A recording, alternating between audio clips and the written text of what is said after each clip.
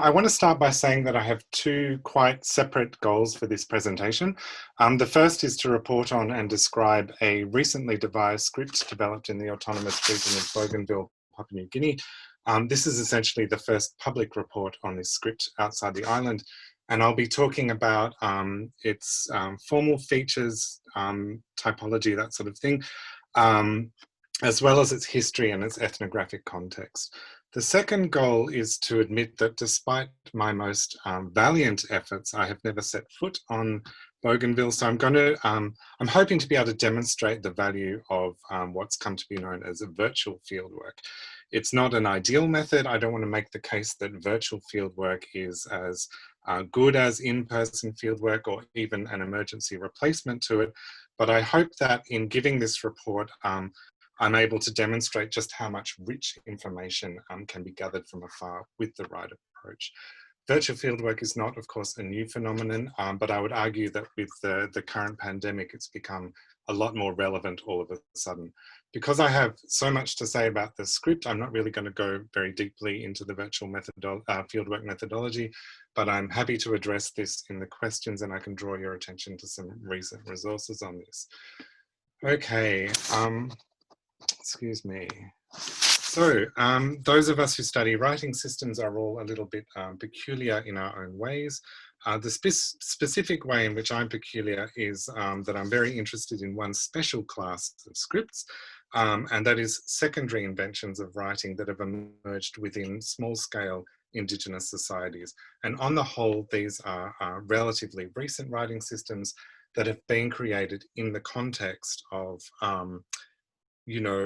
sometimes anti-colonial confrontations and so on, and colonial interactions on the whole. So like all good objects of anthropological inquiry, these systems are on the one hand astonishingly diverse, but they also have surprising features in common. And by this, I'm not just referring to formal or systemic characteristics, but I'm thinking of their historical determinants, their political contexts, the cultural meanings attributed to them, and the uses to which they're put. I've been focusing my attention for the last few years on West Africa, and this map shows all the new Indigenous scripts that have been invented there since the 1830s. And I also look at mainland Southeast Asia. These are two parts of the world where we have a really bewildering array of new scripts invented within non-state societies over the past 2 centuries. There's a lot of material here still to work through and uncover. It's a bit like excavating Pompeii, and new scripts are getting invented in the 21st century in places like Nigeria and Myanmar.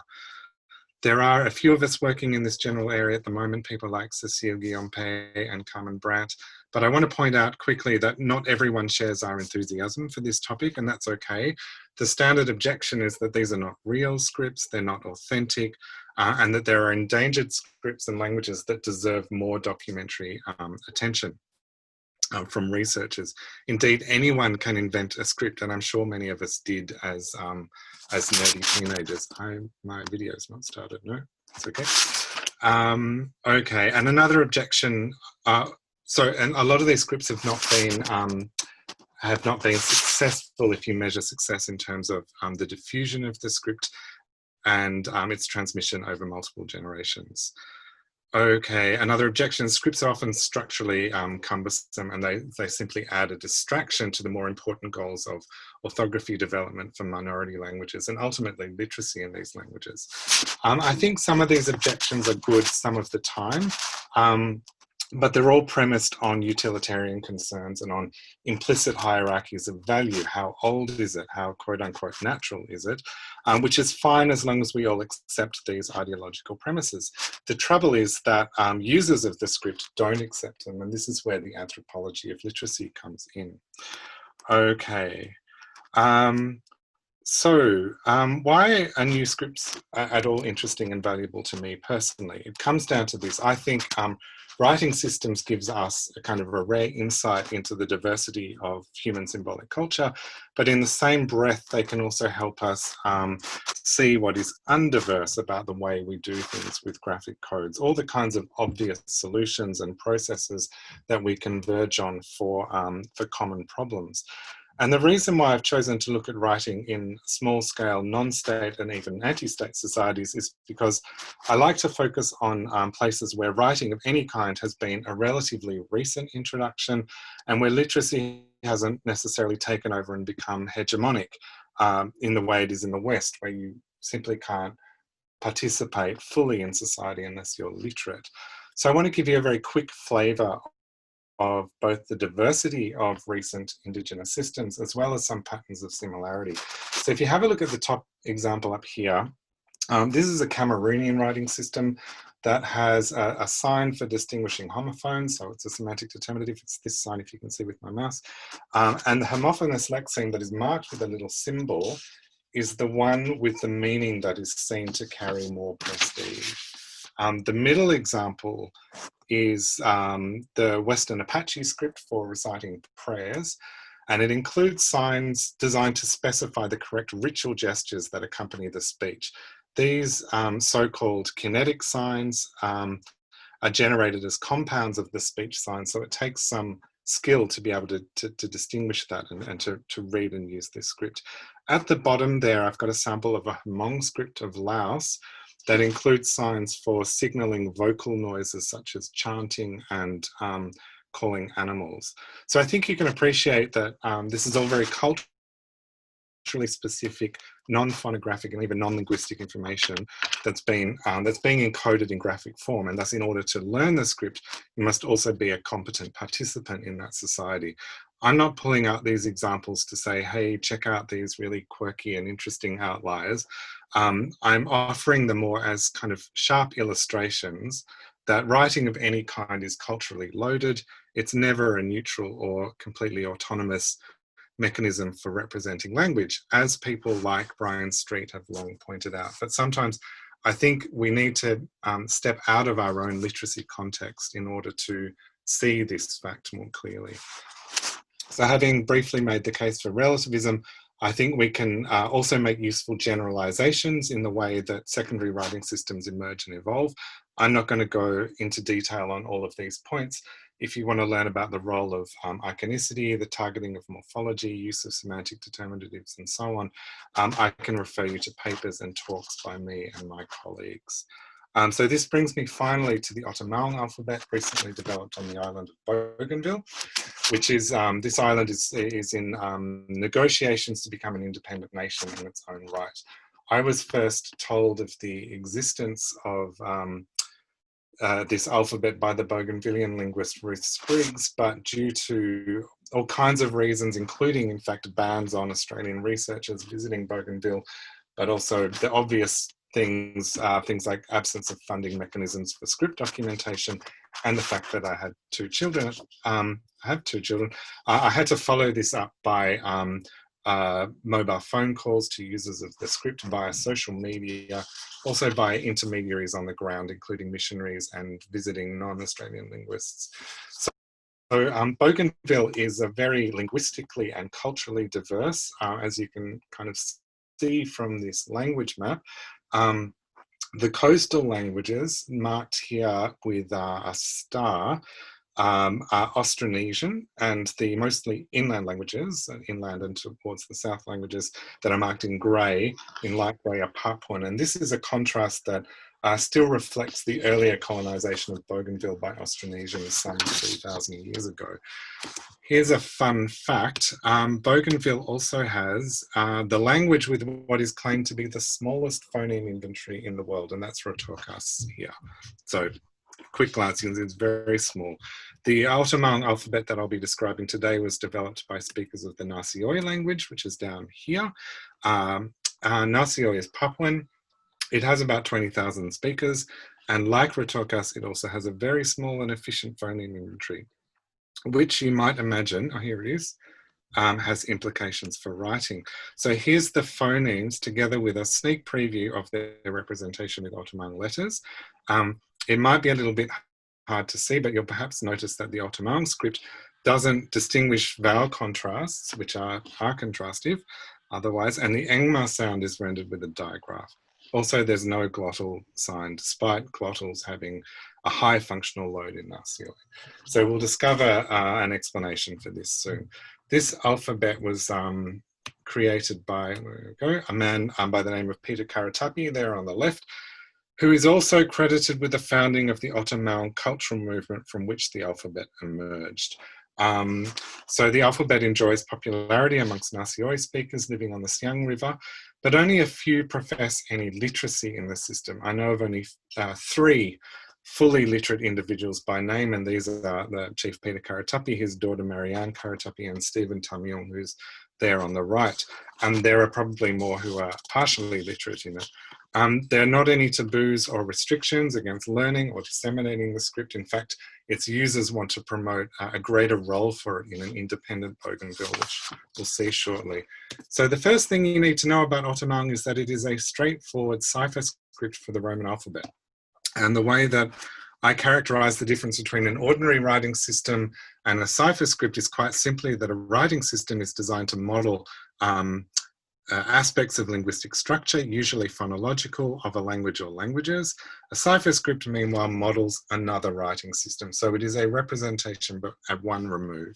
And you can think of it as a form of radical typographic differentiation. And cipher scripts can have different functions and motivations. Broadly, they can be used to make a writing system readable in another modality, for example, in Morse code, or they can be used as a kind of graphic encryption or disguise, or they can be designed to do the political work of projecting an ethno-linguistic contrast.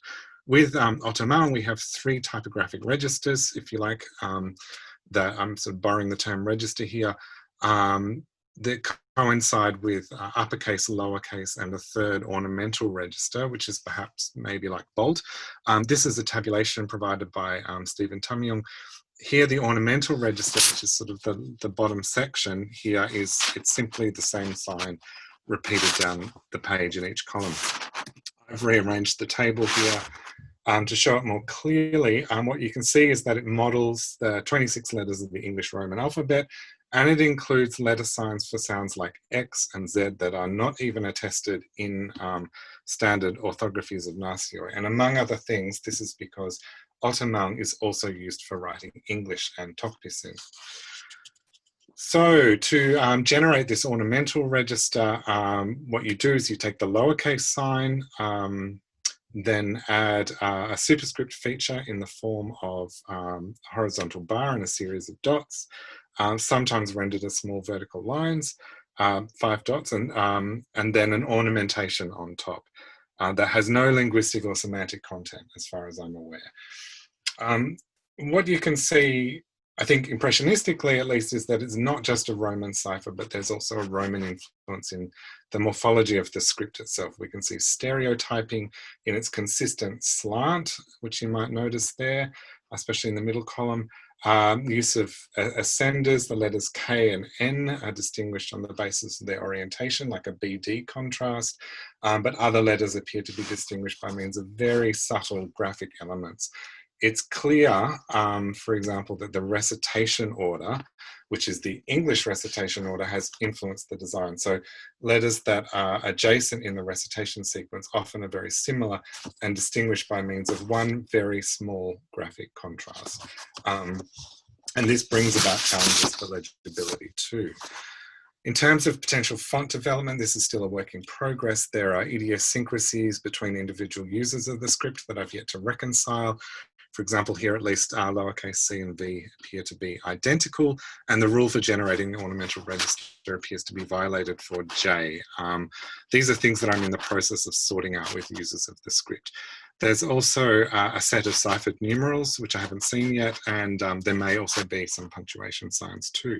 So here is an example sentence in English and Nasioi.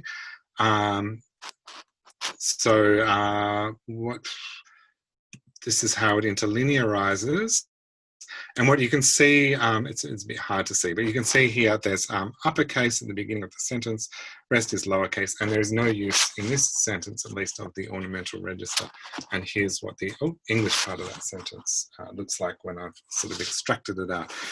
This is the limit of my description. And for those of you who are kind of more typologically inclined, that's, I'm afraid, not a great deal to work with. But what interests me especially about Otomaung is that I want to understand the backstory. I want to understand the context. What motivated the creation of the script historically and culturally? How is it used? And how do people relate to it? And what is the future that's envisaged for it? So Otomaung was created at the very epicenter of what's come to be known as the Bougainville Crisis, a 10-year conflict that can be characterized as both a struggle for political independence from Papua New Guinea and a struggle for political unity within Bougainville itself. And I'm going to summarize this crisis very briefly. Bougainville has experienced waves of colonization. It was a colony of Germany from the 1880s. After World War I, it became a colonial possession of Australia along with Papua New Guinea. It was occupied by Japan and America in World War II and returned to Australia in 1946. Nasioi-based movements opposing Australian rule began in the 1960s, and shortly after, the controversial Panguna copper mine, pictured here, was established by a subsidiary of Rio Tinto in Nasioi country in defiance of local opposition. So the mine caused a lot of environmental damage, and it exacerbated existing secessionist agitation throughout the 1970s. It was in 1975 that Papua New Guinea was granted independence from Australia, so the new PNG government took over the administration of Bougainville and the supervision of its mine.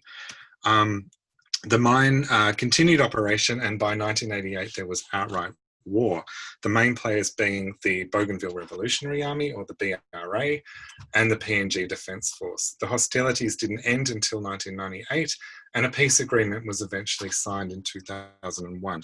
You might be aware of the referendum that happened late last year, which puts political independence for Bougainville on the table. And I'm saying all of this as a reduction of a much more complex situation about the crisis. So what's important to know is that during the conflict, Papua New Guinea blockaded the island. No people or goods were allowed to come in or out. And the idea was to force the surrender of the BRA through attrition.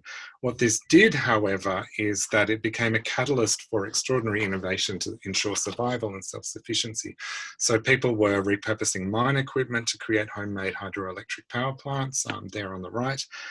They were producing their own biodiesel from coconuts to keep vehicles running, and it reinforced the idea that Bougainville was quite capable of autonomy and that genuine independence was within reach.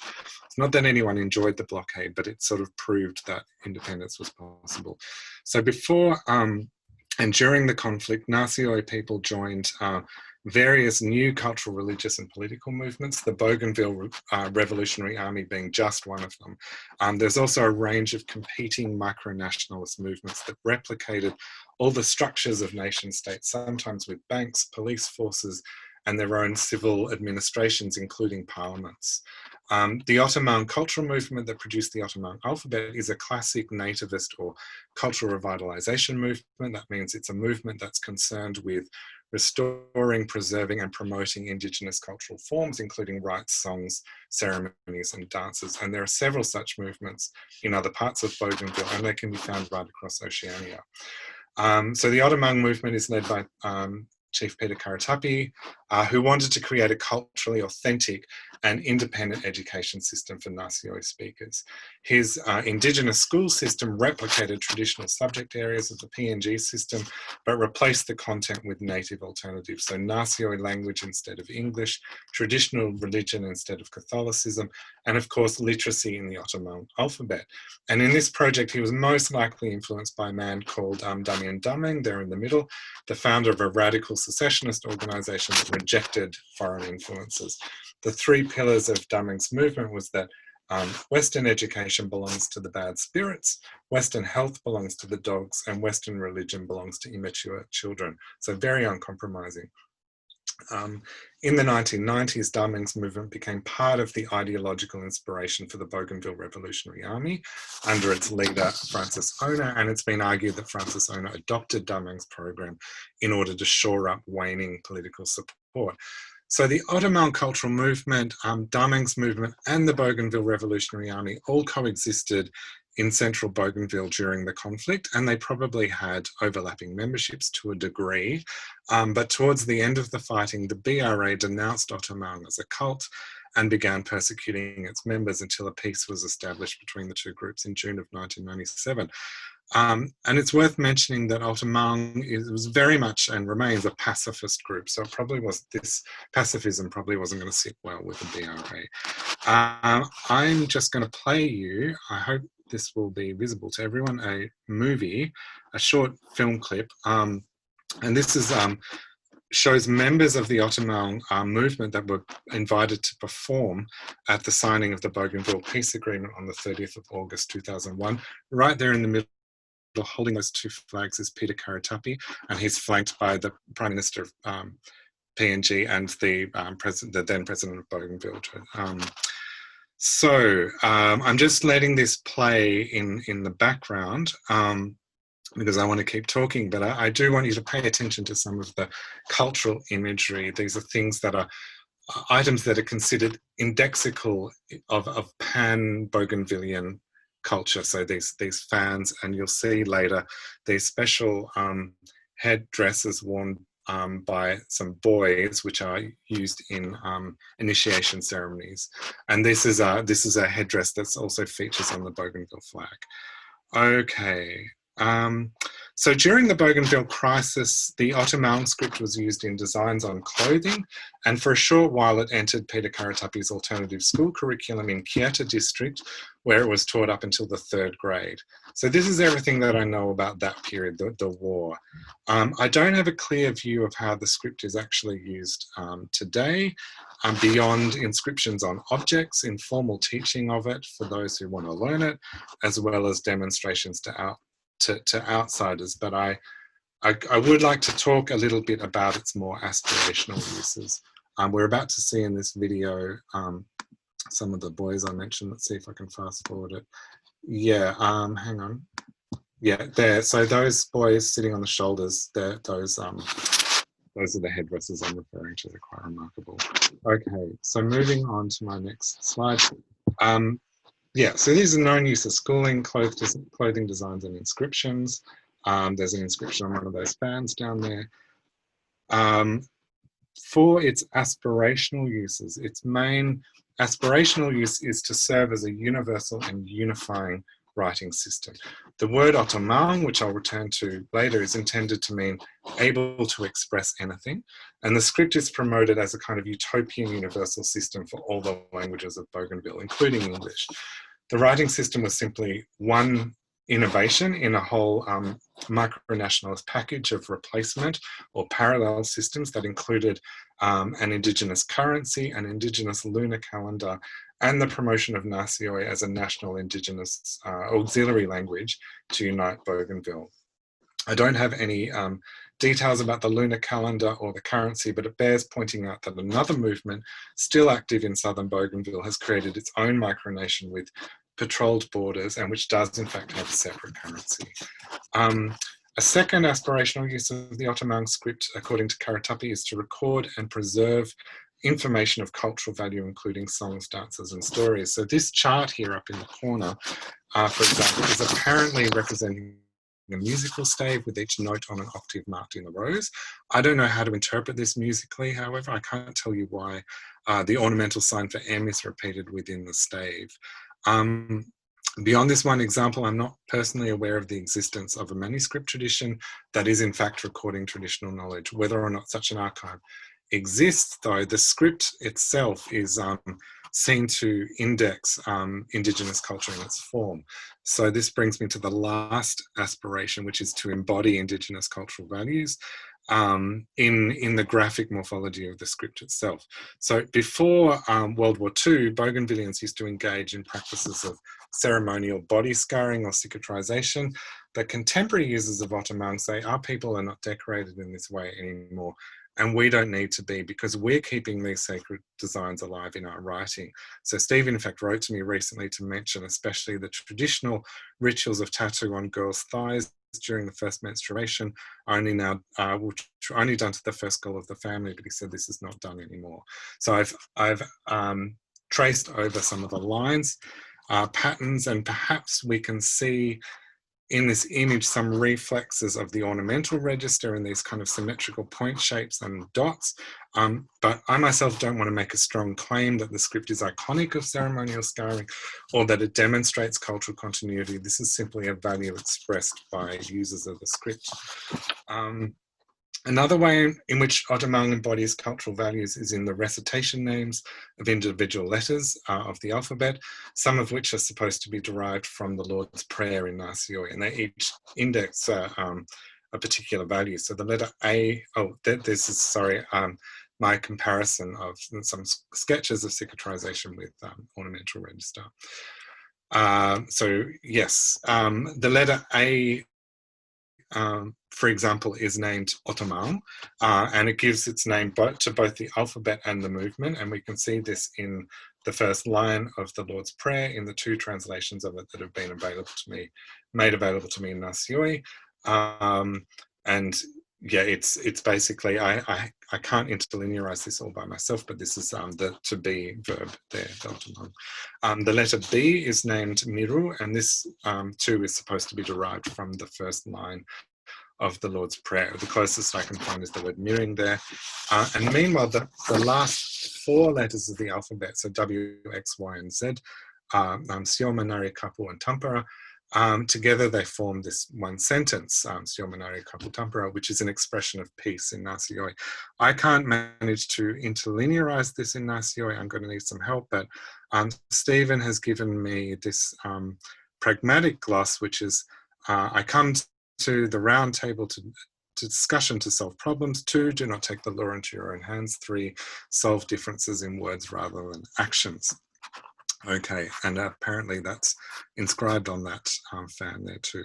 So to summarize very briefly, the Otomaung alphabet was created sometime between 1988 and 1998 by Peter Karatapi. It is part of a broader cultural package that was developed as one element in a project of political autonomy. It has a utopian goal of being both a universal script and an embodiment of Indigenous cultural values. There are many more questions that need to be asked and answered when I eventually manage to reach the island, but I hope I've been able to demonstrate just how much information can be assembled by distance when you can't do in-person fieldwork. And this brings me to my acknowledgement slide, which is truly part of my talk, because these are the people at the center of my data collection. All of these people in Bougainville and other parts of the world were able to answer questions and act as intermediaries out of the generosity of their hearts. And these conversations took place in person in Australia or over text messages between Australia and Bougainville, and then between Germany and Bougainville, and also over social media, or especially over social media, and on the ground with the help of the linguist Jason Brown at the University of Auckland. So thank you to all those people. And that's the end of my talk. Thank you very much for this very interesting talk.